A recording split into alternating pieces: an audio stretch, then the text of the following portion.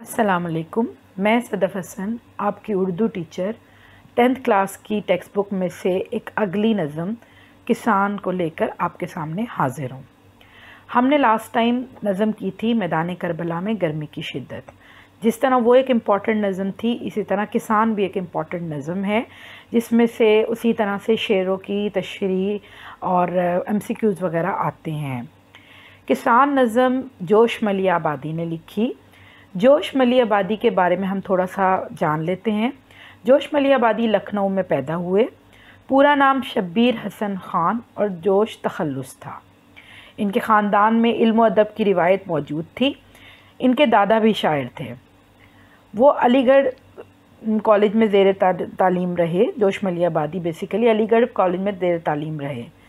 अवाइल में रविंद्रनाथ टैगोर से मुतासिर थे। रविंद्रनाथ टैगोर हिंदी ज़ुबान के एक शायर रहे हैं, एक राइटर रहे हैं, और वो उनसे बहुत, जोश मली आबादी जो थे वो रविंद्रनाथ टैगोर से बहुत मुतासिर थे। इसलिए उनकी शायरी में टैगोर के असरात मिलते हैं। उनका मतलब स्टाइल जो है वो रविंद्रनाथ टैगोर से मिलता जुलता है।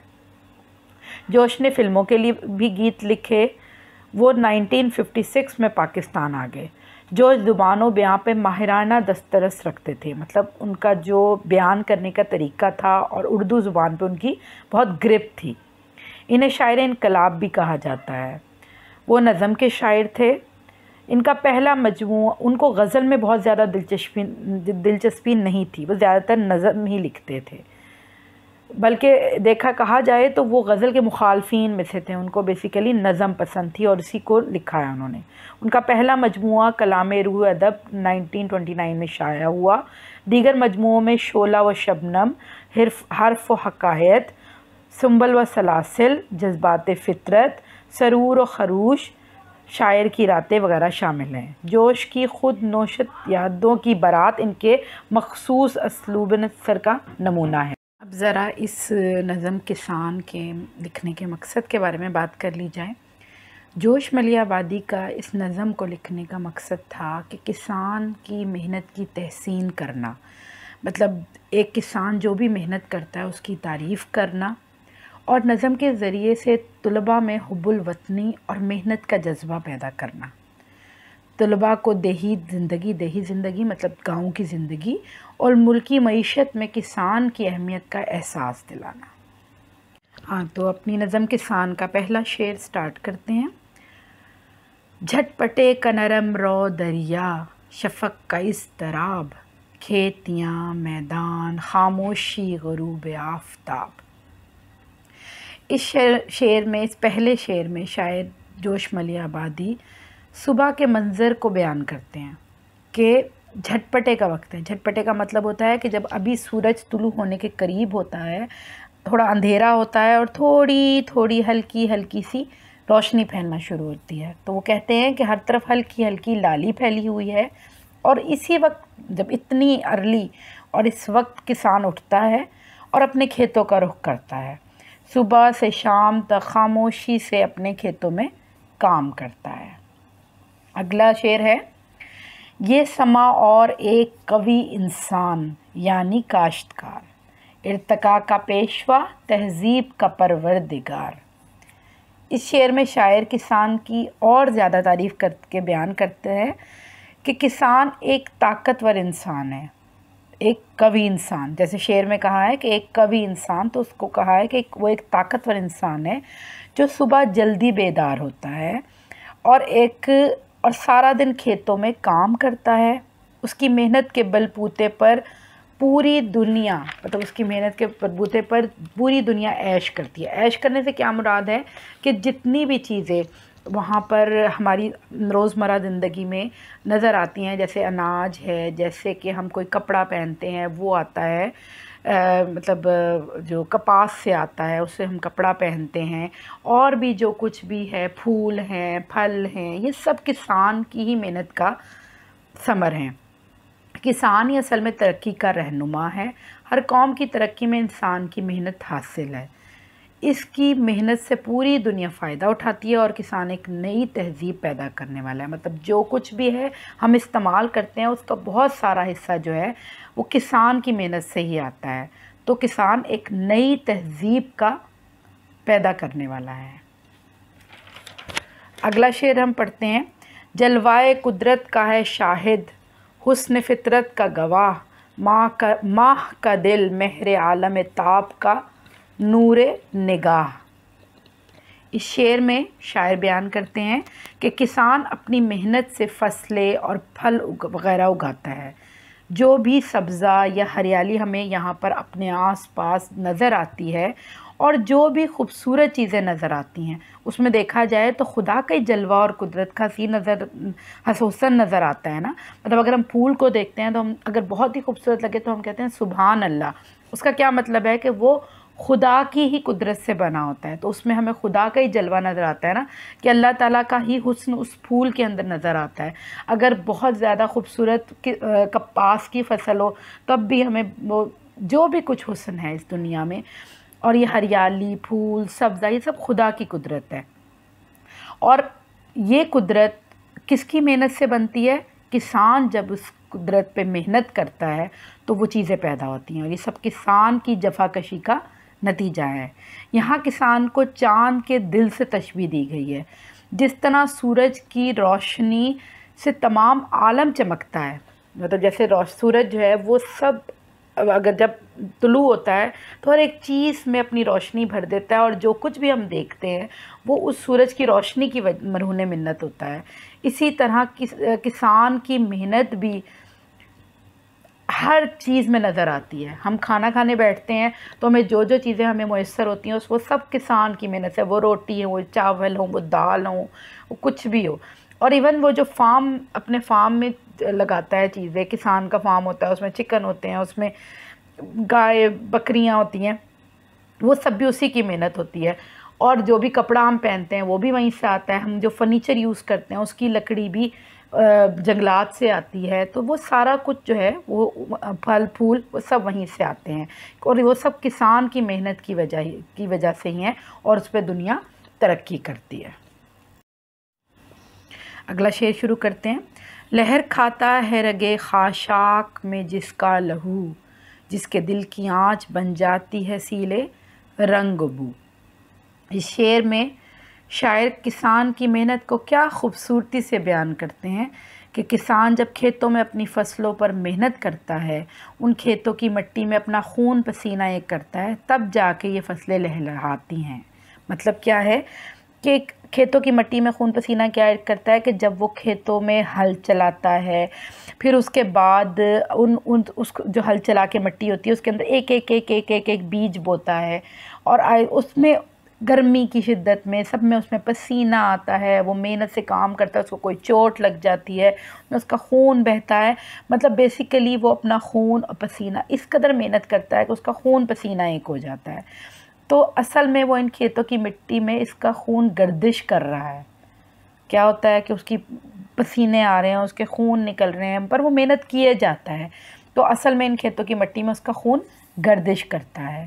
محنت سے اناج بوتا ہے، دل سے اس اپنے کھیتوں میں کام کرتا ہے، اس کے دل کی وہ حرارت اس کو اپنی جیسے وہ فصلیں بوتا ہے اس کو اپنی فصلوں سے پیار ہوتا جاتا ہے، وہ ان میں پانی ڈالتا ہے، کھاد ڈالتا ہے کہ ایک دن آئے گا یہ فصلیں بڑھ، جیسے ہم اپنے بچوں کو بڑا کرتے ہیں نا، اسی طرح وہ اپنی فصلوں کو محنت کے ساتھ بڑا کرتا ہے، پھر ان سے محبت کرتا ہے، تو اس کا دل ان کے ساتھ مل جاتا ہے، تو وہ دل کی وہ حرارت ان فصلوں میں رنگ اور خوبصورتی بن کے ابھرتی ہے، اور وہ رنگ اور خوبصورتی اور خوشبو لاتی ہے ان فصلوں کے اندر، ان پودوں میں، ان پھولوں میں، ان اناج میں، ان کپاس میں، ہر چیز میں محنت کسان کی ہوتی ہے، لیکن وہ جو رنگ نکلتے ہیں وہ اصل میں اس کی محنت کا ہی ثمر ہے۔ غرض یہ کہ سب کچھ کسان کی محنت کا ہی رنگ ہے۔ اگلا شعر ہے۔ دوڑتی ہے رات کو جس کی نظر افلاک پر، دن کو جس کی انگلیاں رہتی ہیں نبض خاک پر۔ اس شعر میں شاعر بیان کرتا ہے کہ کسان دن بھر اپنے کھیتوں کی مٹی کے ساتھ گزارتا ہے، اسے نرم کرتا ہے، اناج بوتا ہے، اس مٹی میں ہل چلاتا ہے، خوب محنت کرتا ہے، اور شام کو تھکا ہارا گھر واپس آتا ہے۔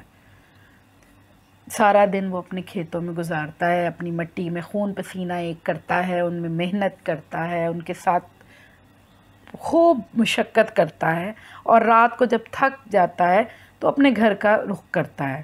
اور اس کی زندگی اتنی سادہ ہے کہ وہ بس گھر اور کھیت، گھر کھیت، اور جب رات کو آتا ہے تو رات کو کھلے آسمان کے نیچے سوتا ہے، اور اس کی نظریں آسمان کی طرف ہوتی ہیں۔ وہ رب سے دعا کرتا ہے کہ اس نے جو بیج بویا ہے، جو فصل لگائی ہے، وہ بہتر ہو۔ اوبیسلی جب ہم اتنی محنت کرتے ہیں تو ہم اس کے ساتھ ساتھ یہی خواہش رکھتے ہیں اور رب سے یہی دعا کرتے ہیں کہ یا اللہ ہماری یہ محنت رنگ لائے۔ تو کسان اس شعر میں یہی بیان کیا ہے کہ وہ رات کو کھلے آسمان کے نیچے سوتا ہے اور اس کی نظریں اپنے رب کی طرف ہی ہوتی ہیں کہ یا رب میں نے تو محنت کر دی ہے، اب اس کا ثمر دینا تیرا کام ہے۔ وہ اپنی محنت کے میٹھے پل کی خدا سے امید کرتا ہے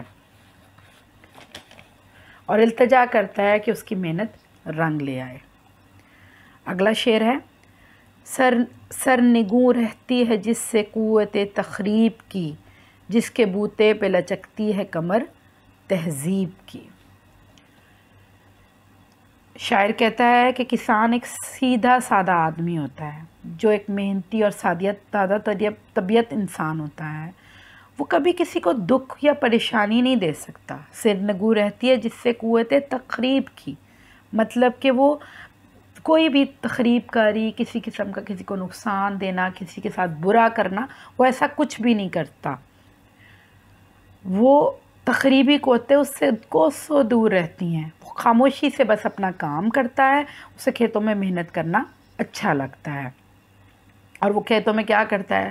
پھل پھول اناج اگاتا ہے، جس سے قومیں اور تہذیبیں ترقی کرتی ہیں۔ مطلب اس کی زندگی کا مقصد یہی ہے کہ اپنی فصلیں اگانا، اس میں کچھ کسان اناج اگاتے ہیں، کچھ پھول اگاتے ہیں، کچھ پھل اگاتے ہیں، کچھ کپاس اگاتے ہیں، کچھ اور چیزیں اگاتے ہیں، مطلب یہ نٹس اگاتے ہیں، یہ سب کچھ جتنی بھی کچھ ہو رہی ہیں یہ سب کرتے ہیں، لیکن وہ بس اپنا کام کرتے ہیں۔ ان کو کسی کی ساتھ اچھائی برائی سے کوئی مقصد نہیں ہوتا، اور ان کی محنتوں سے قومیں اور تہذیبیں ترقی کرتی ہیں۔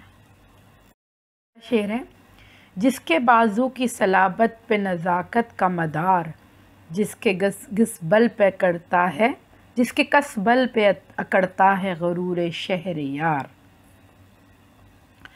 مطلب کہ محنت تو کسان کرتا ہے، وہ فصلیں اگاتا ہے، پھول پھل اگاتا ہے، اناج اگاتا ہے، یہ ساری چیزیں جو ہیں وہ شہر جاتی ہیں، اور پورے شہر والے اس کے ثمر کو استعمال کرتے ہیں۔ مطلب جو کچھ بھی وہ اگاتا ہے، بناتا ہے، وہ بیچ کے وہ سارا کچھ شہر والے شہر لے جاتے ہیں اور ان کو استعمال کرتے ہیں اور اس پر عیش کرتے ہیں، اور تمام بنی نوع انسان کو، تمام عوام کو فائدہ پہنچتا ہے۔ اور دیکھا جائے تو یہ سب کس کی محنت ہوتی ہے؟ یہ سب کسان کی ہی محنت کا ثمر ہے، جس پہ پوری دنیا، اس میں خاص طور پہ شہری لوگ جو ہیں وہ عیش کرتے ہیں اور اس پہ غرور کرتے ہیں کہ یہ ہمارے یہ فرنیچر ہے، یہ ہمارے یہ خوبصورت کپڑے ہیں۔ اصل میں وہ سارا کچھ جس کی بیس جو ہے وہ کسان کے عمل سے، اس کی محنت سے ہی نکلتی ہے۔ اگلا شعر کرتے ہیں، دھوپ کے جھلسے ہوئے رخ پر مشقت کے نشاں، کھیت سے پھیرے ہوئے منہ گھر کی جانب ہے رواں۔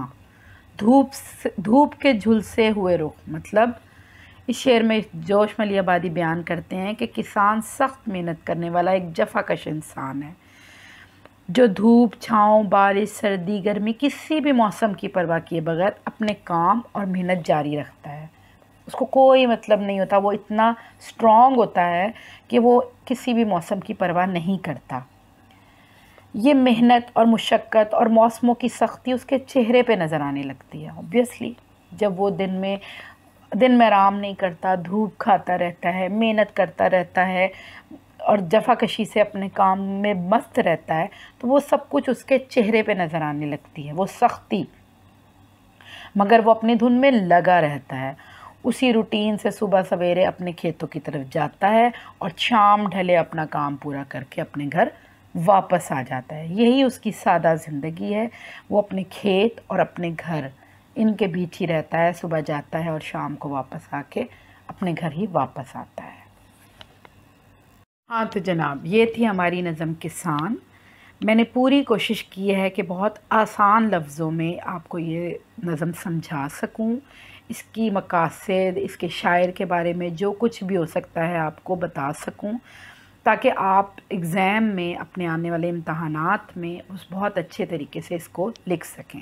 ویسے تو یہ جو میں نے بولا ہے یہی آپ اگر سمجھ کے ان کو ہی لکھ ان پوائنٹس کو ہی لکھ لیں، ان کو پوائنٹس کی شکل میں یاد کریں کہ یہ پوائنٹس ہیں، جیسے کہ کسی شعر میں ہوتا ہے تو اس شعر کے بھی آدھے حصے کا ایک پوائنٹ بنا لیں، باقی حصے کا دوسرے آدھے حصے کا پوائنٹ بنا لیں اور پوائنٹس کی شکل میں یاد کریں تو آپ کو اچھے طریقے سے یاد ہو جائے گا۔ تو میں نے کوشش کی ہے، پھر بھی اگر آپ کو اس میں کوئی نہ کوئی پرابلم ہو تو پلیز کمنٹس میں مجھے بتائیں، تو میں اس کو اور بھی بہتر طریقے سے آپ کو پرسنلی بھی ایکسپلین کر دوں گی۔ تو اگر ہماری یہ کوشش آپ کو پسند آئی ہو اور یہ طریقہ ہمارا سمجھ آ رہا ہو تو پلیز ہمارے چینل کو لائک سبسکرائب کریں اور اس لنک کو بہت اور زیادہ لوگوں میں شیئر کریں تاکہ زیادہ سے زیادہ لوگ اس سے فائدہ اٹھا سکیں۔ تو پھر آج کے لیے اتنا ہی۔ اپنا بہت خیال رکھیں اور دوسروں کا بھی خیال رکھیں۔ اللہ حافظ۔